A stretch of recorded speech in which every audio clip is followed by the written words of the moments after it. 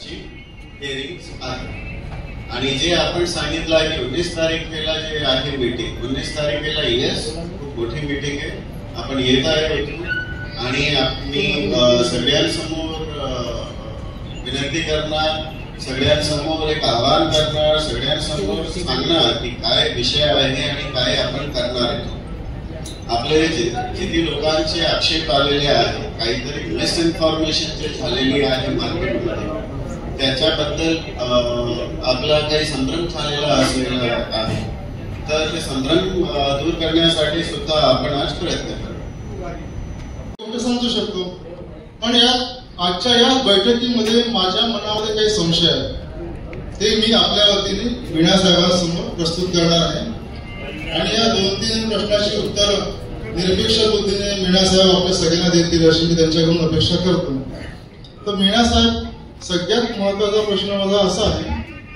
की 2005 मध्ये जेव्हा आपल्याकडे एक मोठा प्रोजेक्ट सुरू होता मिहान प्रकल्प तेव्हा सुद्धा स्थानिक शेतकऱ्यांना खूप मोठा दिवा स्वप्न दाखवलं होतं नाही मला थोडा उशीर झाला त्यावेळेला पण मी ओव्हरऑल प्रेझेंटेशन बघितलं मिहानबाबत आपल्याला येस मिहानच्या काय बोललेलं मी मिहान सांगता मिहान काय हो मी ऐकलं नाही मिहानबद्दल चलिए मिहान का ठीक आहे धन्यवाद मिहान बद्दल मी ऐकलं आणि सर नेक्स्ट मी स्वतः मिहान मध्ये फिरलो तिथे किती कंपनी झाल्या किती वाघपडी काय किती जमिनीवर जंगल उगवले आहेत हे मला आणि सगळ्यांना माहिती आहे सगळे गावकरी आम्ही तिथून हिंडत असतो तर माझा मूलभूत प्रश्न हा आहे की जर मिहान मध्ये आम्हाला जे स्वप्न दाखवलं की खूप मोठमोठ्या इंडस्ट्री येतील आपल्या स्थानिक शेतकऱ्यांच्या शेतभावाला चांगला मार्केट मिळेल बरोबर आहे पण हे सगळं आजपर्यंत तर घडलेलं नाहीये दुसरा हा प्रोजेक्ट इतका सुंदर असताना सुद्धा या प्रोजेक्टचं शेतकऱ्यांना काय महत्व आम्हाला काय उपयोग त्याच्यात म्हणजे ओव्हरऑल मला असं वाटतं की आपण काय करतो आपल्याला पिंजऱ्यामध्ये ससा पकडायचा असेल ना आपण त्याला गाजर दाखवतो ना शासनामार्फत आम्हाला शेतकऱ्यांना गाजर दाखवून आमच्या जमिनी तुम्हाला बळकावायच्या आम्हीच दाखवू बरोबर आणि जमिनी घेऊन काय करतील मग आपण समजा गहू विकतो आपण खंडीवर गहू कितीला विकतो समजा एक मिनिट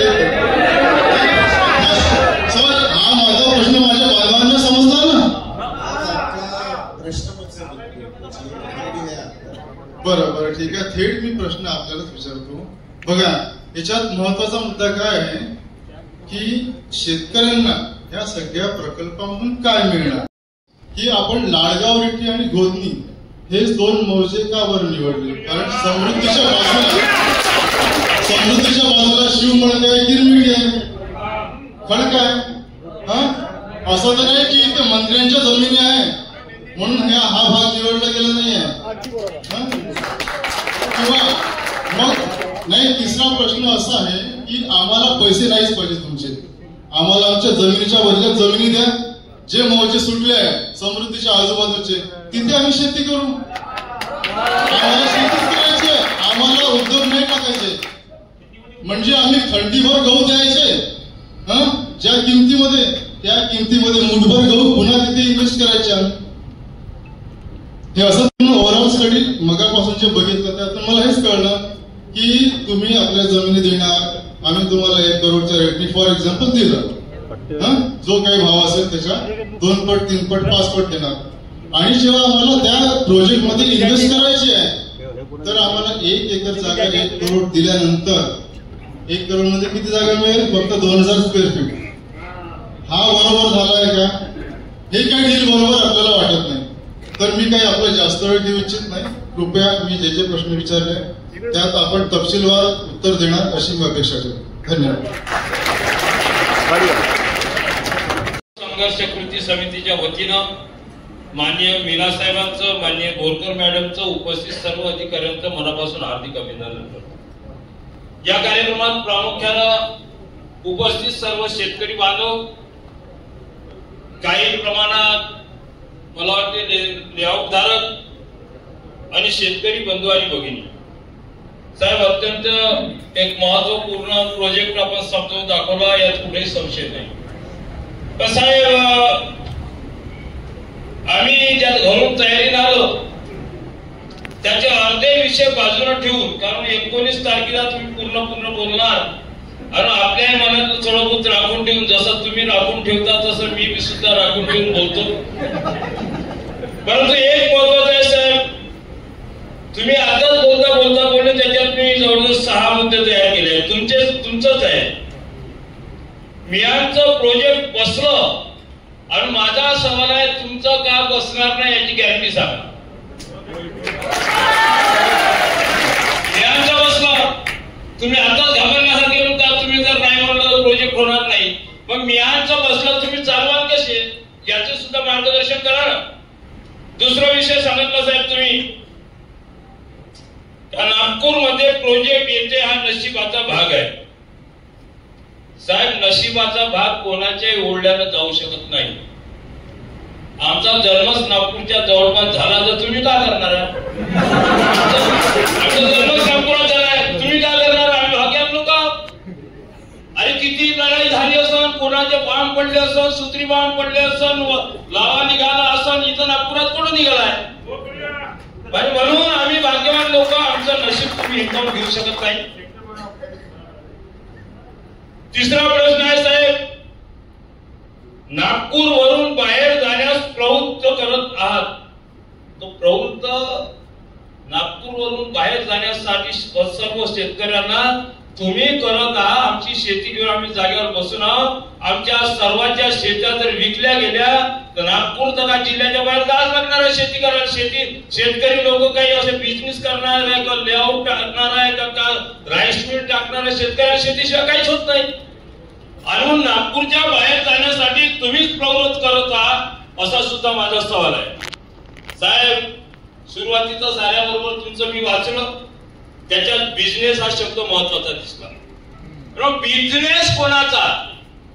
मग तुमचा बिझनेस का मग शेतकऱ्याचा बिझनेस का जो कोणी बांधकाम करून देणार आहे, एवढी मोठी सिटी बांधणार आहे त्या पुंजीवादी माणसाचा बिझनेस आहे हे सुद्धा समजून टाका. कारण बिझनेस कोणाला आहे समजून सांगाच लागेल ना तुम्हाला. बिझनेस म्हणलाय, मी वाचलं ते शब्दात बिझनेस. 5वा प्रश्न आहे साहेब, तुम्ही वारंवार सांगता का आम्ही 682 हेक्टर जागा या ठिकाणी अतिक्रमण करण्याच्या विचारात आहोत. साहेब, तुम्ही समजवता 3 टप्पे सांगितले जातात. 300चा पहिला टप्पा, 300चा दुसरा टप्पा, 400चा तिसरा टप्पा. आणि इथं 1000 हेक्टर जमीन झाली. तुम्ही 682 हेक्टरचा आढावा सांगता. लेखीमध्ये आम्ही 682 किती गड्डे वाचले, लेखीमध्ये 682 हेक्टरचा विषय वाचला. परंतु तुम्ही आताच बोलले 300चा पहिला टप्पा, 300चा दुसरा टप्पा, 400चा तिसरा टप्पा. बोलले का जावळे? बोलले का? मग आता मग इथले जवळजवळ 328 हेक्टर नवीन कोठून उत्पन्न झालं याची सुद्धा माहिती द्या. तुमच्या बोलण्याचं उत्तर आहे आमचं. साहेब, मला समजून सांगा, या एवढ्याही गोष्टीचं उत्तर मला समजून सांगा. मी सांगतो, तुम्ही अनेक वेळा प्रोजेक्टच्या संबंधित माहिती देता. प्रोजेक्ट कसा पद्धतीचा असावा याचं सुद्धा समजून घ्या. मला माहित होतं. मला एक सांगा साहेब, तुम्ही मंत्रिमंडळाची मंजुरी घेतली या प्रोजेक्टसाठी ते कोणत्या तारखेला?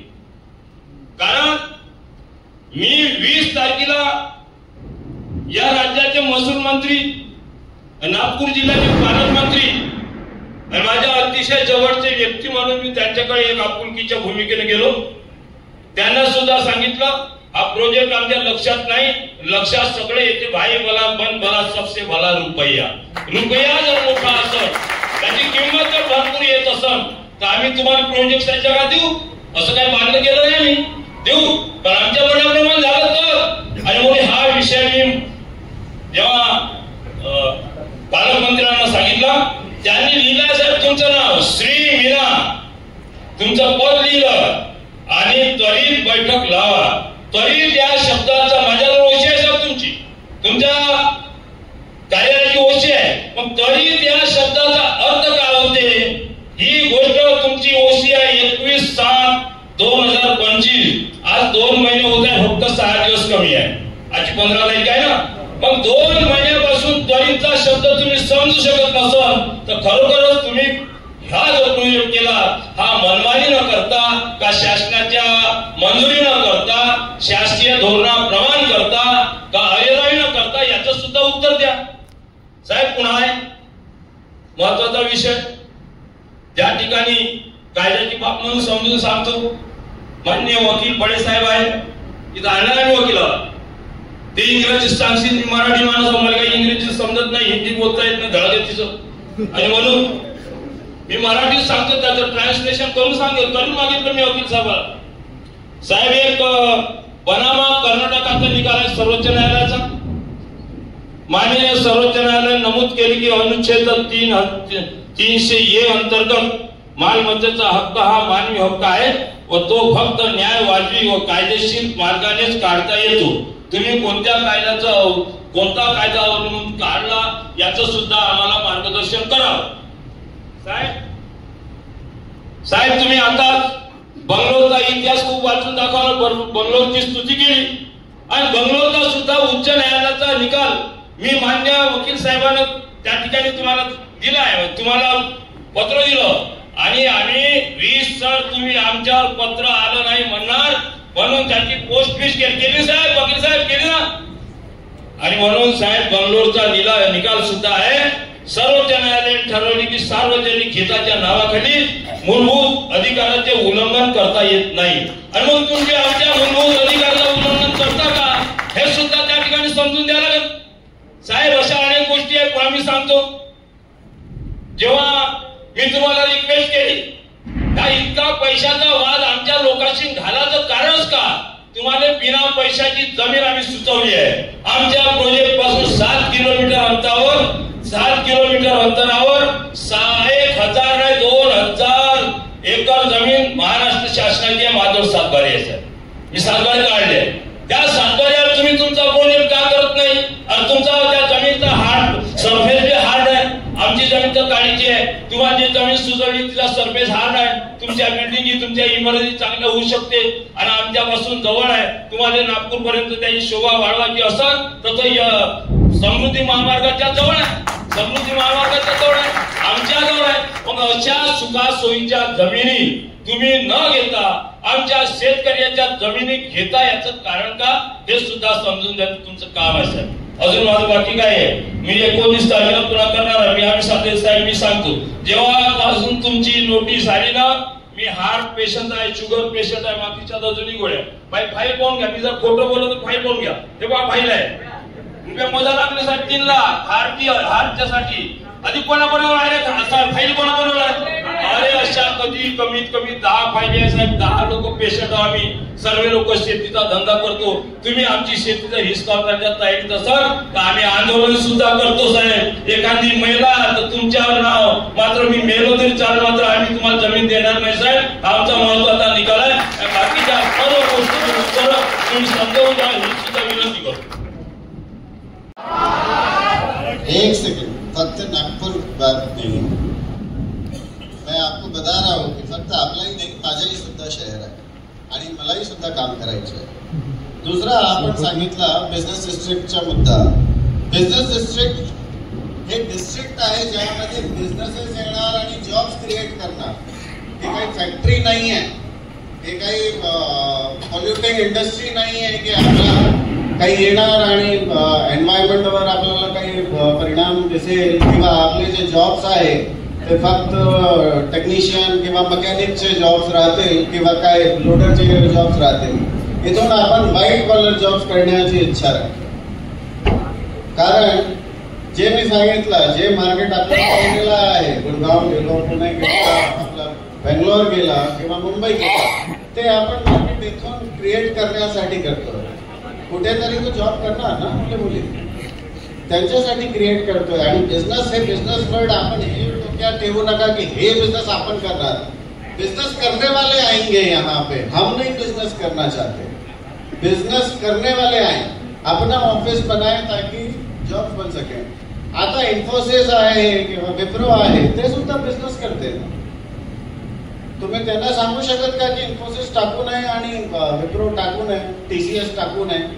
ते सुद्धा बिझनेस है। साहब फुकट का जमीन का करत नाही? आ रहा हूं मैं, उस प्रश्न पे भी आ रहा हूं, उस प्रश्न पे भी आ रहा हूं। तिसरा, कॅबिनेट डिसिजन 3 सप्टेंबरला झाला आणि आपलं जे GR आला आहे ते 10 सप्टेंबरला GR सुद्धा आलेला आहे, त्याचे ऑनलाईन सुद्धा आहे। त्याच्या आपला त्वरित कारवाई बाबत एक प्रश्न होता, कोणालाही विचारा, जे माझ्याकडे डेलिगेशन आले मी फक्त एकच त्यांना सांगितलेला होता, GR येऊ द्या, त्याच्या नंतर मी बोलू शकत, त्याचे पूर्वी मी काही बोलू शकत नाही, कारण GR एक अथॉरिटी आहे, कारण आज आपण बोलण्याची स्थितीमध्ये आपण ते अथॉरिटी नाही आहे, आपण ते GR आपला कॅबिनेट डिसिजन येऊ शकत नाहीये। 3 सप्टेंबर 2025 लिख लो, 3 सप्टेंबर 2025 हे कॅबिनेट डिसिजन झालेलं आहे, 10 सप्टेंबर 2025 हे GR आलेला आहे आणि आज 15 सप्टेंबर आहे। मैं एक दिवस वेस्ट करना नहीं चाहता, एक दिन भी वेस्ट करना मेरे लिए कॉस्ट है। तीसरा चीज, नेक्स्ट चीज जो आप बोल रहे हैं कि 7 किलोमीटर दूर जाऊन आणि तुम्ही स्टार्ट काही नाही करत, एकदा मला सांगा, जर मॅप दिखाना, विचार करा,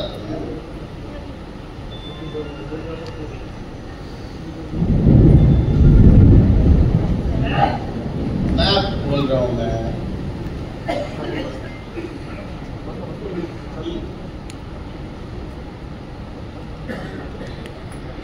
मला सिरियसली माहिती नाही, मला हे सांगा, एक बिजनेस एस्टेट सुद्धा बनला, चलो आपकी इच्छा, आप अगर बोलोगे तो प्रयास कर भी सकते हैं। माझ्या मुलं किंवा आपले मुलं फॅमिली सोबत असे एरियामध्ये राहू शकत का जिथून आबादीच नाही, जिथून काही सिक्युरिटी नाही आजूबाजू, जिथून आपण फक्त या बोलण्यासाठी आपण फक्त बोलते की 7 किलोमीटर दूर जाऊया और सिटी बनाओ। 7 किलोमीटर का डेवलपमेंट लाने में, फैसिलिटीज लाने में, रोड बनाने में, पुलिस पहुंचाने में, आपका सिविल लाइन बनाने में, ये 20 नहीं, मैं कहता हूं ये 30 साल लग जाना है। पैसा कहां से आएगा?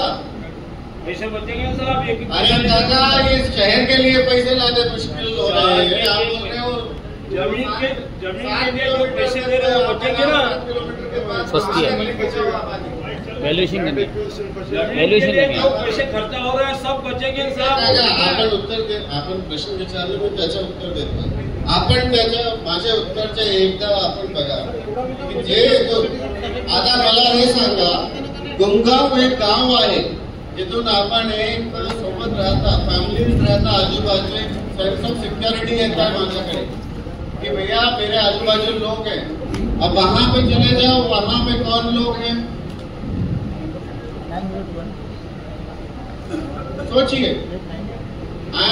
आपको दूसरा चीज, ये प्रोजेक्ट में एयरपोर्ट कनेक्टिविटी लगेगी, एयरपोर्ट कनेक्टिविटी के बगैर प्रोजेक्ट को बहुत बड़ा नुकसान है, हो सकता था, छोटा कर जूम इन, नीचे ऊपर जाओ सर, हो सकता है मैं इधर करता था अमरावती रोड पे, नीचे हो सकता है मैं उधर जाता, सामने कलमेश्वर, एयरपोर्ट कितनी लंबा है? 21 किलोमीटर। जरीपर्यंत आपण ते कनेक्टिव्हिटी एअरपोर्टची देणार नाही असे शहरला, तरीपर्यंत ते it is near to impossible to convince की लोग, आपण बोलते 20,000 युनिट्स येणार, 20,000 आपले उघडणार, कन्विंस कैसे करेंगे मार्केटिंग में कि भैया 15 किलोमीटर 20 किलोमीटर एयरपोर्ट है? आप में से किसी का ऑफिस है, किसी का है? IT भाई साहब जाओगे 7 किलोमीटर आगे? आंसर आप लोगों के पास है, बोलना बहुत आसान है, और उस चीज का समझो कि आगे क्या परिणाम हो सकता है। प्रश्न तो बहुत सारे रहते हैं। देखिए, सुखा सोयीच्या जमिनी तुम्ही न घेता आमच्या शेतकऱ्याच्या जमिनी घेता याचं कारण का हे सुद्धा समजून घेणं तुमचं काम आहे सर। अजून माझं बाकी काय आहे, मी 19 तारखेला पुन्हा करणार आहे। आम्ही 27 तारीख मी सांगतो, जेव्हापासून तुमची नोटीस आली ना, मी हार्ट पेशंट आहे, शुगर पेशंट आहे, बाकीच्या अजूनही गोळ्या बाई फाईल पाहून घ्या। मी जर खोटं बोललो तर फाईल पाहून घ्या, हे बा फाईल आहे। मोदर आपल्यासाठी 3 लाख हार्टच्यासाठी अधिक कोणाकोणावर आहे असा फाईल कोणाकोणावर आहे? अरे अशा कमीत कमी 10 फाईल आहे साहेब। 10 लोक पेशंट आम्ही सर्व लोक शेतीचा धंदा करतो। तुम्ही आमची शेतीचा हिसकावण्याच्या तयारीत असाल तर आम्ही आंदोलन सुद्धा करतो साहेब। एखादी मेला तर तुमच्यावर नाव, मात्र मी मेलो तरी चालेल, मात्र आम्ही तुम्हाला जमीन देणार नाही साहेब। आमचा महत्वाचा निकाल आहे। बाकीच्या सर्व गोष्टी तुम्ही समजावून घ्या ही सुद्धा विनंती करतो।